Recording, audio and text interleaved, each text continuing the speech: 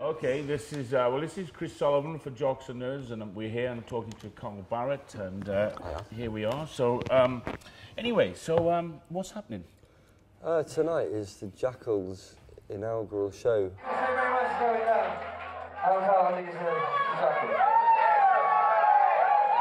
Yeah, so I got a band together through social media, which is... really? Yeah, that's quite alien for me to do that. Yeah. But it seems to be the most immediate and way of doing it that people seem to connect with. And, you know, I thought it's literally, to me, it's like putting a message in a bottle and lobbing it over your shoulder. But over 1,000 people came back, and a lot of them very seriously interested in what was going on. When all these people turned up, and there must have been some that weren't that great, what did you do?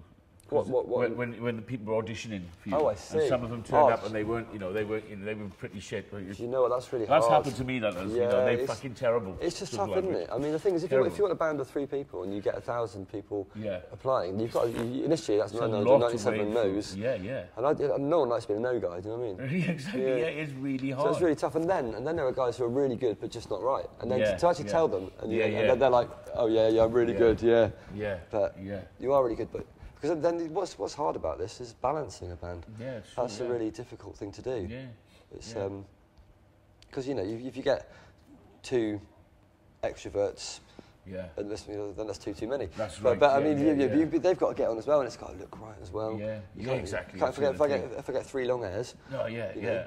Or the other thing, or metrosexuals, you know what I mean? Yeah, that might look alright though, maybe like transvestite pieces, maybe. Yeah, but you can always cut their hair, and you can always stuff their bras. That's right. But they've got to come in the right shape before. Yeah, I came out with 3 guys who just play amazingly. They've just got the right attitude, as you know. It's got to be about the attitude.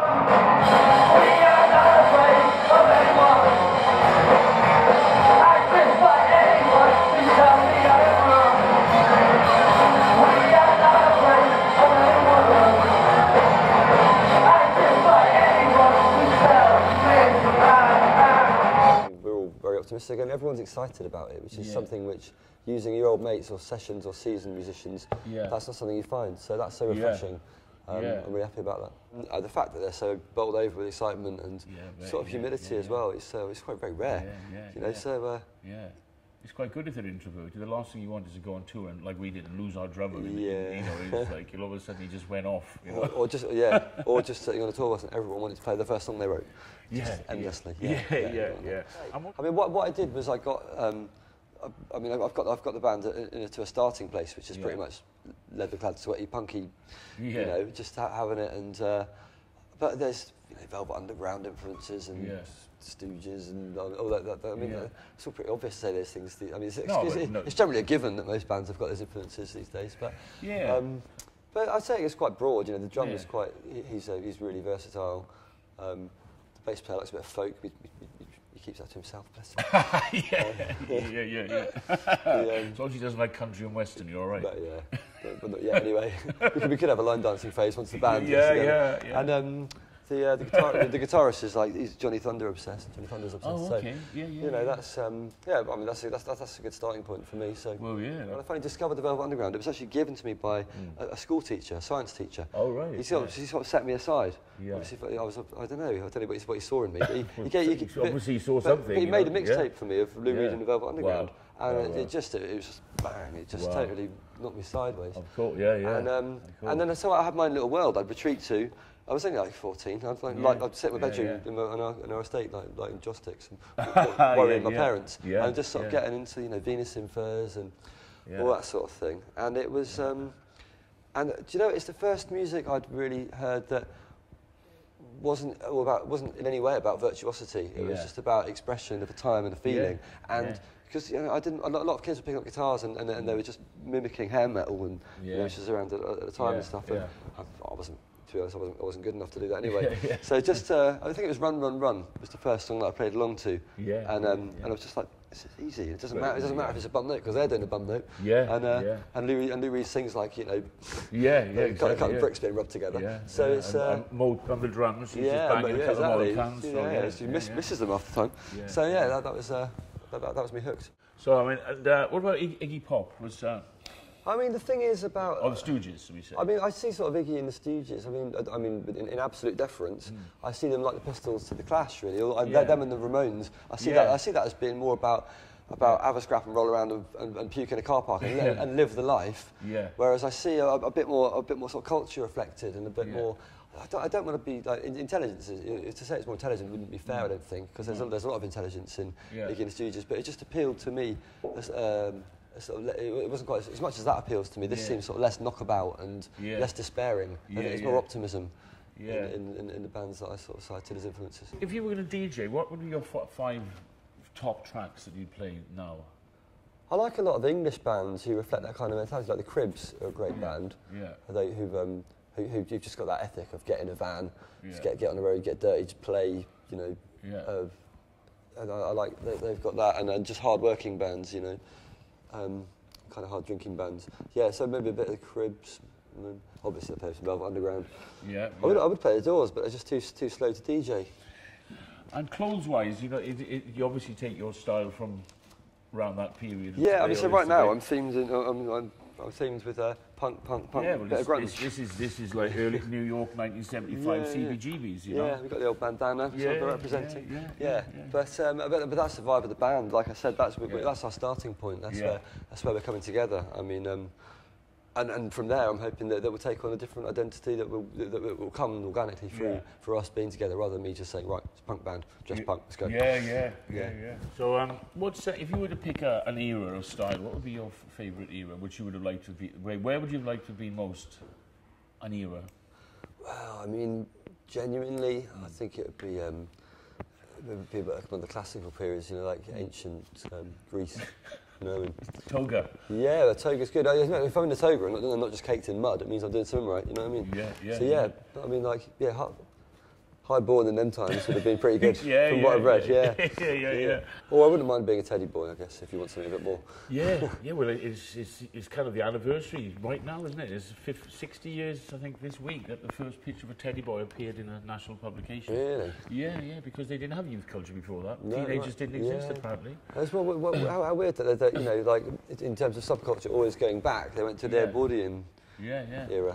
But it's like anything. Like you can name your influences. You know, what I think Picasso said: the future of art is made by past influence. It has to have gone. Otherwise, you can't pick on it. Do you know what's interesting now, though, is that now that subcultures, effectively, with the internet and the availability of everything, kind of cease to exist. So you've got like, say, Kurt Cobain, for example, like the raincoats and the Vaselines. That would have been a find. He would have gone into it's a subculture, right? So he would have gone and found that, and then he would have brought it to the forefront of what he's doing. Now, everything is up there, and even everyone's demos, like warts and all. I mean, it's interesting how that affects a bit like modern day artistry. And I was reading that you grew up partly in a commune. Yeah, my mum lived in communes. After my parents split when I was about 5, my mum pursued the hippie paradigm of life. That's great. Yeah. So I had a very colourful sort of palette. And my dad was, you know, worked in a factory, and we lived in a, you know, council house, and then so I'd do the normal school and then in the summers and the weekends, and I'd go off to this very, very different sort of parallel. I mean, polar opposite. I can't really imagine what it was like. It was colourful. It's colourful, let's leave it at that. And did you always want to be in a band, or was it maybe the Velvet Underground? You know, sometimes people don't, you know, that I speak to, and it just happened. It just absolutely, it just happened. It's just sort of drifting thing. I think like the way that we're sort of taught at school, I don't know. I mean, people, well, my school, artistry wasn't really nurtured in a person. It was basically, if you don't like doing anything else, you're lazy, and these subjects are bumming around. So you know, I kind of felt like I was bumming around, and it felt like I didn't actually like anything, so I just strived to bum around. It turned out that bumming around was actually going to do me a lot more of a service than the things I didn't want to do. So. And tell me about the acting, because you've just been in a film. I couldn't find any information about it. No, but I'm just about to. Just went to IMDb. Oh, that's why I had a look, and I saw that you've done a few bits. But it's not actually gone into production yet. Yeah, something I always wanted to do, and you know, never really did. I see cinema and music, and to an extent, art is all coming from the same thing. Performance and expression. And the people don't like the crossovers today, and the people say actors want to be musicians and vice versa. And, you know, you can count on one hand actors who are actor musicians who are equally well respected in both circles. You can count on one finger. It's Jared Leto seems to get away with it, doesn't he? Yeah, apart from him, I can't think of anyone really. Yeah, Renaissance men. People don't like Renaissance men. Yeah, no, they think they seem to have a go. They think you're being selfish or something. Maybe you're just interested. Yeah, or you're offending the crafts, the wilderness they spent in their training by just assuming that you could just hop into. Oh, you can't be that because you do that. That's a part of the sort of modern obsession with labels, isn't it? Yes. Not to sound like Richard Littlejohn or anything. Yeah. No, but it's true. People like to pigeonhole you and say, "Oh, you do that." I mean, all of my friends who do theatre, they just say how exhausting it is. Really. Tired bow. It is quite exhausting, but it's good. It's exhilarating. One night I didn't go to bed, and the next day, I swear that was the best I was. And you were in Barcelona, you just said. You just got back. Yeah, I went to go and see my friend Pete from previous incarnation of music, the Libertines. Yeah. And we had a great time, just connecting, and we've had a bit of a rocky old history. It was a lot of water under the bridge, and we just connected like brothers, like we did 10 years ago. So it was really lovely. Yeah. With groups, how important is the image for you? The image of it. I don't. But it's a difficult one. It is very important. In one sense, you can sound sort of shallow or narcissistic to be going about it, but then it's artistry, isn't it? It's your expression. So it's. I mean, it's absolutely.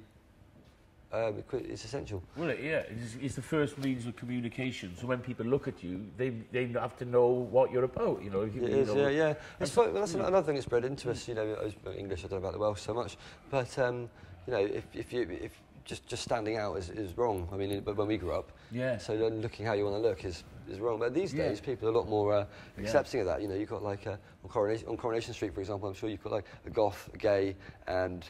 Oh, really? A metaler. Really? They had the stuff. I definitely saw a couple of goths in there. Really? Yeah. So, you've met John Cale? Yeah. Well, I met him in the Mud Club in New York, and I was taken by this French girl I know, Claire V. She said, "Oh, you know John?" I said, "Start down with him. Hello, you're from Aberdeen. I'm from Merthyr Tydfil, 7 miles away." Next thing, up walked Warhol. Hello. Then up walked Truman Capote. No. Then Hunter S. Thompson. But as I said, then Christopher Walken walks past.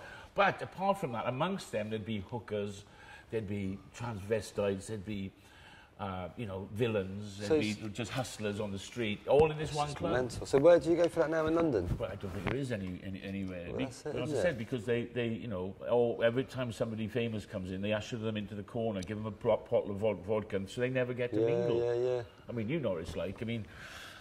Yeah, I'm always trying to get behind that red curtain. For the Libertines, was that named after Earl Rochester? Or no, not really. I think because that was after the film. Well, we just had the book floating around. Which book was it? Lust of the Libertines. I think it was a name that. There's a lot of arguments about it because it's a name we kept not going and then choosing something ridiculous like the Cricketers or the Sallies or the Strand, and then going back to it, going, no, the Libertines, and then eventually we decided on it. I'm pretty sure it was my idea. Our lives at that moment encompassed all of this great, rich history that we have culturally and artistically. And that's something that's it's just so important to us. So there's a lot of influences behind it. And you mentioned the book was flying about. What books are you reading now? Or again, what's your favourite books? Sadly, I've got a pile. Especially since becoming a father, it's just my brain operates a lot faster now. So I pick up a book and nothing's going in. I guess one of my all-time favourites is The Complete Works of Saki. I love him. I'm a sucker for a short story. Yeah, me too. And I tell you what, I'm a father as well, and it's the perfect format because you can get 15 minutes of reading it before your son wakes you up. Yeah, exactly. And it's a whole journey as well in that time, and it's perfectly done. He's a master, isn't he? Oh, I love him. Absolutely love him. He grew up with two aunts who he often embodies, two sort of cruel aunts who he embodies in the stories. And he did a play as well called The Square Egg about the First World War. You can't beat a bit of Saki, Tobermory and all the classic ones. But then I got into Bukowski. And there was a lot of really interesting stuff there. He's misogynistic, but there's a great humour to his misogyny. If you can see it. So anyway, what next? Well, next, it's quite an exciting time, really. I need to be on my toes. I'm about to do my first film as a lead actor. So that's really. So you're the lead. Yeah. It's wow. quite, And what is it? It's called For This Is My Body. It's written by a lady from Switzerland, and it's about a rock star. Oh yeah. Obviously my acting range isn't that broad yet. But hey, listen, John Wayne, he got Oscars. He only ever played himself, a cowboy. James Cagney, don't worry about it. You know? I think this is the way forward. Yeah. So so there's that, and then I've got a new album, a new band, and the Libertines reunion in Hyde Park. So I've got a baby coming, another one. Well, baby number 2. There just comes a point when it's like, what's next? And you have a kid, and this whole vista opens up. Everything makes sense. All of a sudden, it's kind of everything. You realise the natural order is. And it's made me care more about what I'm doing. I want to provide, but it's made me. I guess made me feel more as well. You know. Carl Barat, thank you very much. Pleasure. Absolutely. Thank you so much. I can have a fag now. Yeah, absolutely.